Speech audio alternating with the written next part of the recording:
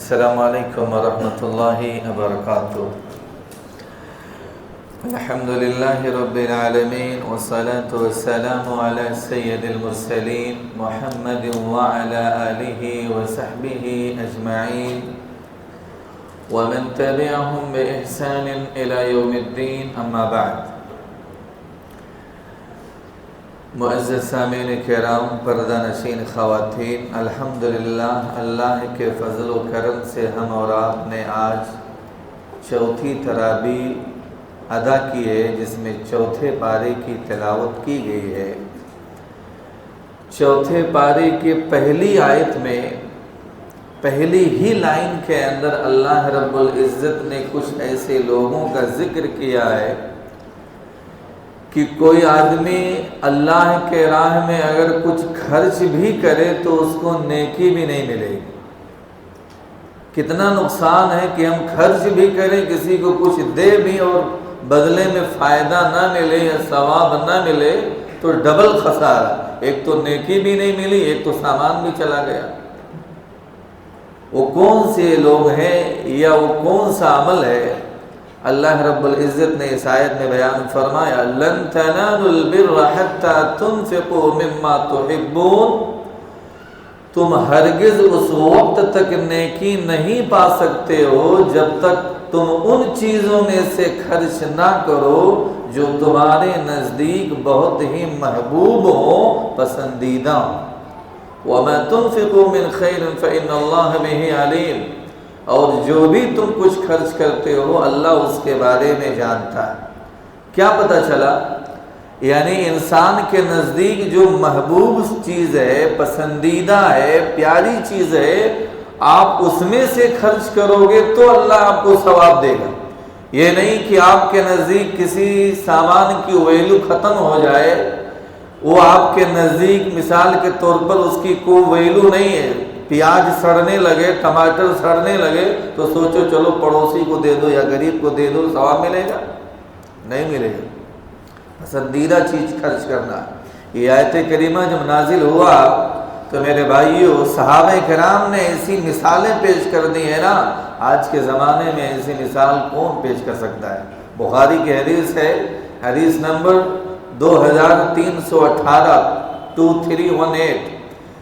حضرت انس رضی اللہ تعالیٰ عنہ بیان فرماتے ہیں کہ صحابی رسول حضرت طلحہ رضی اللہ تعالیٰ عنہ انصار مدینہ میں سب سے مالدار تھے، اور ان کے تمام مالوں میں سب سے زیادہ محبوب مال ایک باغ تھا جو مسجد کے بالکل سامنے واقع تھا۔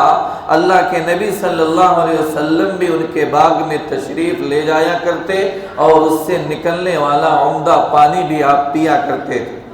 جب یہ آیت کریمہ نازل ہوا، ابو طلحہ انصاری اللہ کے رسول کی خدمت میں حاضر ہوتے ہیں اور کہتے ہیں کہ اللہ کے رسول، اللہ اپنے قرآن میں فرماتا ہے لن تنالوا البر حتى تنفقوا مما تحبون، اور میرے نزدیک میرا سب سے قیمتی مال، سب سے محبوب مال یہ باغ ہے، لو میں نے اسے اللہ کے راستے میں صدقہ کر دیا ہے اور میں صرف بدلے میں اللہ سے اجر کا طلبگار ہوں، اپنے لیے آخرت میں ذخیرہ کرنا چاہتا ہوں۔ اے اللہ کے رسول، آپ اسے جہاں چاہے خرچ کریں۔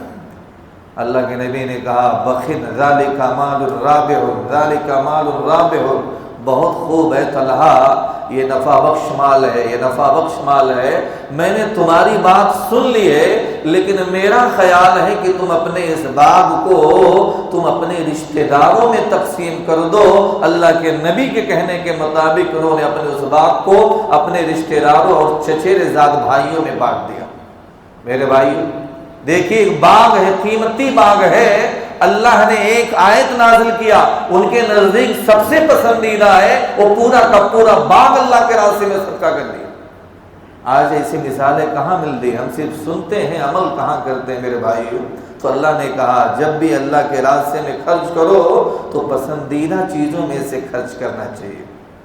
اس کے بعد سورہ آل عمران کی آیت نمبر 96 کے اندر اللہ رب العزت نے اس روئے زمین کے اوپر مسلمانوں کا جو سب سے پہلا گھر یا اللہ کا جو سب سے پہلا گھر بنایا گیا ہے، ان اول بیت وضع للناس للذی ببکۃ مبارک وہدی للعالمین، کہ بے شک سب سے پہلا گھر جو لوگوں کے لیے مقرر کیا گیا ہے وہ مکہ میں، جو سارے جہان والوں کے لیے ہدایت اور بابرکت بھی۔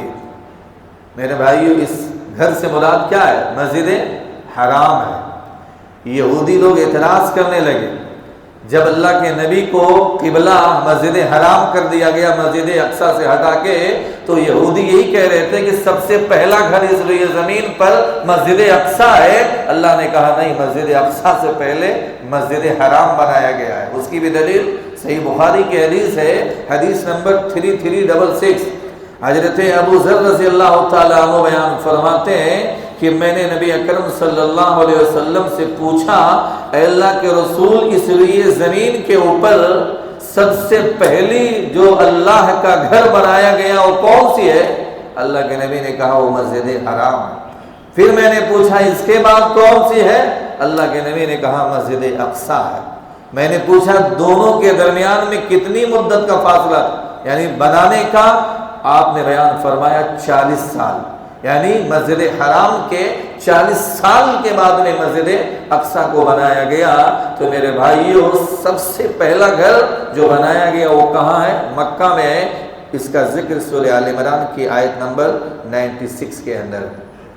اس کے بعد آیت نمبر 118 آپ پڑھیے، اللہ رب العزت کا ارشاد ہے، یا ایھا الذین آمنوا لا تتخذوا بطانة من دونکم لا یعلونکم خبالا، اے ایمان والو تم اپنے سوا، یعنی اپنے مسلمانوں کے سوا، ایمان والوں کے سوا کسی کو جگری دوست نہ بناؤ، دلی دوست نہ بناؤ، اس لیے کہ وہ تم کو نقصان پہنچانے میں کوئی کسر نہیں چھوڑتے۔ اگر تمہیں جگری دوست بنانا ہی ہے، مومنوں کو بناؤ، مسلمان کو بناؤ، یا کافروں یہود و نصارہ کو مت بناؤ۔ میرے بھائیوں، ایک صحابی ہیں حضرت ابو موسیٰ اشعری رضی اللہ تعالیٰ عنہ، وہ کہتے ہیں کہ میں نے امیر المومنین حضرت عمر بن خطاب رضی اللہ تعالیٰ عنہ سے کہا کہ میرے پاس ایک عیسائی کاتب ہے۔ کون؟ کرسچن کاتب ہے میرے پاس۔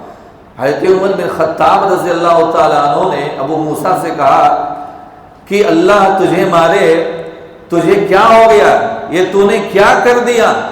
کیا تو نے اللہ کے کلام پاک کو نہیں سنا؟ اللہ قرآن میں اعلان کرتا ہے، یا ایھا الذین آمنوا لا تتخذوا اليہود والنصارى اولیاء بعضهم اولیاء بعض، اے ایمان والو تم یہود و نصارہ کو اپنا دوست مت بناؤ، اس لیے کہ وہ آپس میں ایک دوسرے کے دوست۔ اب حضرت ابو موسیٰ سے امیر المومنین نے کہا تمہیں کاتب بنانا ہی تھا، تو نے کسی مسلمان کو کیوں نہیں بنا لیا؟ ابو موسیٰ اشعری کہنے لگے کہ اے امیر المومنین، مجھے تو اس کی کتابت سے صرف فائدہ، یعنی میرا غرض اس کے رکھنے کا جو مقصد ہے، حساب کتاب لکھنے کے لیے رکھا ہو، اس کی کتابت سے فائدہ اٹھانا ہے۔ اس کے ایمان سے میرا کیا تعلق؟ اس کا عقیدہ جو بھی ہو، اس کا ایمان جو بھی ہو، میرا اس سے کچھ تعلق نہیں ہے، صرف اس کی کتابت سے میرا مقصد ہے۔ امیر المومنین عمر بن خطاب رضی اللہ تعالیٰ عنہ نے جواب دیا، اللہ نے جسے رسوا کر دیا میں اس کی تکریم نہیں کر سکتا، اللہ نے جسے ذلیل کر دیا میں اسے عزت نہیں دے سکتا، اللہ نے جسے دور کر دیا میں اسے اپنے قریب بھی نہیں کر سکتا۔ یعنی جب اللہ نے یہود و نصارہ کے اوپر لعنت کیا ہے کہ ایسے لوگوں کو تم دوست مت بناؤ، اور تم نے تو باقاعدہ اپنا کاتب سیکریٹری بنا لیا ہے، آفس میں جگہ دے رہے ہو، کام کروا رہے ہو، میں ایسے آدمی کو بالکل کبھی عزت نہیں دے سکتا، یہ امیر المومنین نے جواب دیا۔ تو میرے بھائی، اس آیت کریمہ میں ہم اور آپ کو منع کیا گیا ہے کہ جگری دوست مسلمانوں کو چھوڑ کر کے، مومنوں کو چھوڑ کر کے کسی کو نہیں بنانا۔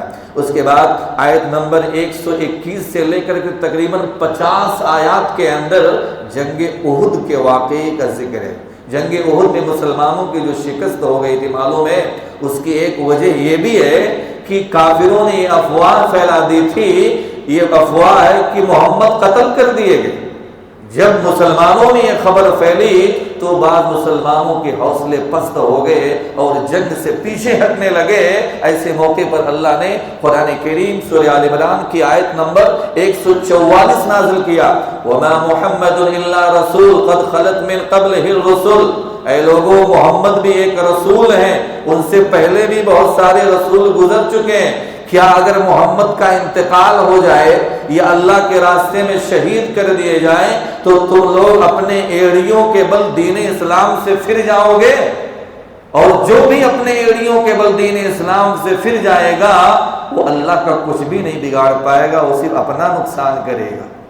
یہی آیت کریمہ جب اللہ کے نبی کا انتقال ہوا، حضرت عمر بن خطاب رضی اللہ تعالیٰ عنہ جذبے میں آ کر کے نبی کی وفات کا انکار کر رہے تھے، جوش میں آ کر کے کسی نے کہہ دیا کہ اگر محمد کا انتقال ہو گیا ہے میں اس کی گردن مار دوں گا۔ حضرت ابو بکر صدیق رضی اللہ تعالیٰ عنہ کھڑے ہوتے ہیں اور منبر رسول کے بازو میں پہلو میں کھڑے ہو کر کے آپ نے یہی آیت کریمہ کی تلاوت کی، جس سے حضرت عمر کا غصہ بھی ختم ہو گیا۔ اتنے متاثر ہوئے، ایسا لگتا تھا کہ جیسے یہ آیت کریمہ بالکل ابھی نازل ہوئی۔ تو میرے بھائیوں، اس آیت میں اللہ رب العالمین کا اس بات کا ذکر ہے۔ اس کے بعد سورہ آل عمران کی آیت نمبر 181 آپ پڑھیے۔ یہ یہودی لوگ یہ اللہ کے نبیوں کے بھی گستاخ ہیں اور دشمن بھی ہیں، صرف نبیوں کے نہیں بلکہ یہ اللہ کے بھی گستاخ۔ اللہ نے جب سورہ بقرہ کی آیت نمبر 245 کو نازل کیا، 245، من ذا الذی یقرض اللہ قرضا حسنا، کون ہے جو اللہ تعالیٰ کو قرض حسنہ دے؟ تو یہودی کہنے لگے اے محمد تمہارا رب فقیر ہو گیا ہے جو بندوں سے قرضہ مانگتا ہے؟ دیکھیے کتنے ناجیبہ الفاظ یہ یہودیوں نے نکالا اپنے منہ سے، اللہ اپنے بندوں سے قرضہ مانگ رہا ہے۔ یہودی کہنے لگے تمہارا رب فقیر ہو گیا ہے۔ اللہ نے اسی موقع پر یہ آیت نازل کی، لقد سمع اللہ قول الذین قالوا ان اللہ فقیر ونحن اغنیاء۔ اللہ نے ان لوگوں کا قول، ان لوگوں کے بات کو سن لیا ہے جنہوں نے کہا کہ اللہ فقیر ہے اور ہم مالدار ہیں۔ یہودی کہتے تھے ہم مالدار ہیں، اللہ فقیر ہے۔ اللہ نے کہا سنکتب ما قالوا، ان کے بات کو ہم نے لکھ لیا ہے اور ان کے انبیاء کو ناحق قتل کرنے کو بھی ہم نے لکھ لیا ہے، اور ہم قیامت کے دن سے کہیں گے لو جلنے کا عذاب کا مزہ چکھو۔ تو بہت دنیا میں اس طرح کی باتیں کرتے تھے نا، آج مزہ چکھو، آگ کا مزہ چکھو۔ میرے بھائیوں، یہودیوں کی ایک مرتبہ مجلس لگی ہوئی تھی اور مجلس کے قریب سے حضرت ابو بکر صدیق رضی اللہ تعالی عنہ کا گزر ہوا۔ جب وہاں سے گزرے تو یہ ایک یہودی کہہ رہا تھا کہ مسلمانوں کا رب فقیر ہو گیا ہے جو انسانوں سے قرضہ مانگتا ہے۔ دیکھیے مجلس میں ایک یہودی کہہ رہا تھا مسلمانوں کا رب فقیر ہے جو انسانوں سے قرضہ مانگتا ہے۔ حضرت ابو بکر صدیق وہیں سے گزر رہے تھے، جب وہ گستاخانہ جملہ یہودی کے منہ سے سنا برداشت نہیں کر پائے۔ حضرت ابو بکر صدیق رضی اللہ تعالیٰ عنہ نے اس یہودی کو تھپڑ دے مارا۔ جب تھپڑ مار دیا، یہودی اللہ کے نبی کے پاس پہنچتے ہیں اور کہتے ہیں محمد ہمیں ابو بکر سے بدلہ دلوائیے تھپڑ مارنے کا، اس لیے کہ اس نے تھپڑ مارا ہے۔ اللہ کے نبی نے ابو بکر سے پوچھا، حضرت ابو بکر صدیق رضی اللہ تعالیٰ عنہ نے پورا مسئلہ بتایا کہ میرے مارنے کی وجہ یہی ہے کہ انہوں نے کہا اللہ فقیر ہے اور اپنے بندوں سے قرضہ مانگتا ہے۔ جب حضرت ابو بکر نے اللہ کے نبی کے سامنے یہ بات رکھا، یہودی لوگ بالکل پھر گئے، ہم نے اپنے زبان سے اس طرح کی کوئی بات کہی ہی نہیں۔ دیکھیں جھوٹ بول دی، فوراً کہا انہوں نے ہم نے زبان سے کوئی بات نہیں کہی۔ اب چونکہ گواہ کی ضرورت تھی، حضرت ابو بکر صدیق کے پاس کوئی گواہ نہیں تھا، اللہ نے اسی موقع پر یہ آیت نازل کیا کہ اللہ نے اپنی طرف سے تمہاری گواہی دے دی کہ ابو بکر نے جو کہا وہ صحیح کہا ہے، یقیناً ان لوگوں نے ایسا کہا ہے کہ اللہ فقیر ہے ہم مالدار ہیں۔ تو میرے بھائیوں، اللہ رب العزت نے یہ آیت کریمہ نازل کیا تو ہم اور آپ کو معلوم ہونا چاہیے یہودی بڑے خطرناک ہیں، یہ ان کی پلاننگیں، ان کی سازشیں بہت خطرناک ہوتی ہیں۔ اس کے بعد میں آیت نمبر 91 192 کے اندر اللہ رب العزت نے نیک لوگوں کا ذکر کیا ہے، الذین یذکرون اللہ قیاما وقعودا وعلی جنوبہم، جو لوگ اللہ کا ذکر کھڑے ہو کر کے کرتے ہیں، بیٹھ کر کے کرتے ہیں، پہلوؤں کے بل لیٹ کر کے کرتے ہیں، زمین و آسمان کی پیدائش میں غور و فکر کرتے ہیں، دعا بھی کرتے ہیں، اے ہمارے رب تو نے ان چیزوں کو بیکار میں نہیں پیدا کیا، اے ہمارے رب تیری ذات پاک ہے، تو ہمیں جہنم کے عذاب سے بچا لے، اے اللہ، اے ہمارے رب بے شک تو جس کو جہنم میں داخل کر دیا تو نے اس کو ذلیل کر دیا، رسوا کر دیا، اور ظالموں کا کوئی بھی مددگار نہیں ہے۔ میرے بھائیوں، سورہ آل عمران کی آخری 10 آیات ایسے ہیں، اللہ کے نبی جب رات میں تہجد کے لیے اٹھتے تھے تو آپ اپنے چہرے کو ایسے ہاتھ سے پھیر کر کے آپ سو کر کے سورہ آل عمران کی آخری 10 آیات کو آپ پڑھ لیا کرتے تھے۔ سورہ آل عمران میں 200 آیت یعنی 190 کے بعد سے 10 آیتیں اللہ کے نبی تہجد کے لیے اٹھتے تھے اس سے پہلے پڑھ لیا کرتے۔ اللہ اگر دنیا میں کسی کو بہت زیادہ مال دے دے، کسی کے پاس بنگلہ ہو، گاڑی ہو، حویلی ہو، اس کو دیکھ کر کے اس سے کمتر والا انسان گھبرانا نہیں چاہیے۔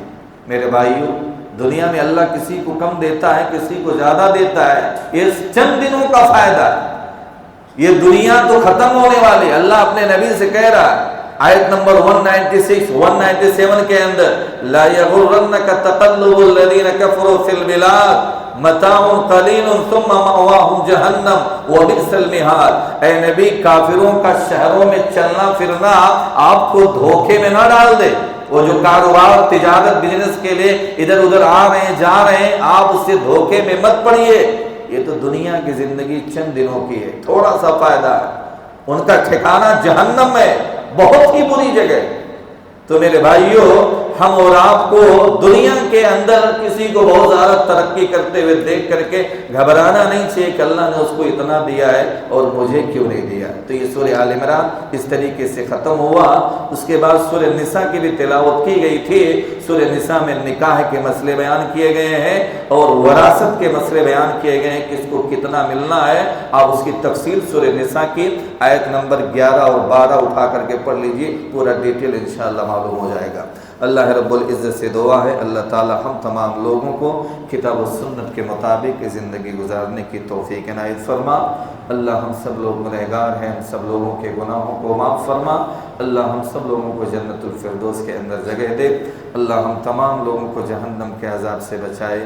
آمین و آخر دعوانا ان الحمد للہ رب العالمین۔ السلام علیکم ورحمۃ اللہ وبرکاتہ۔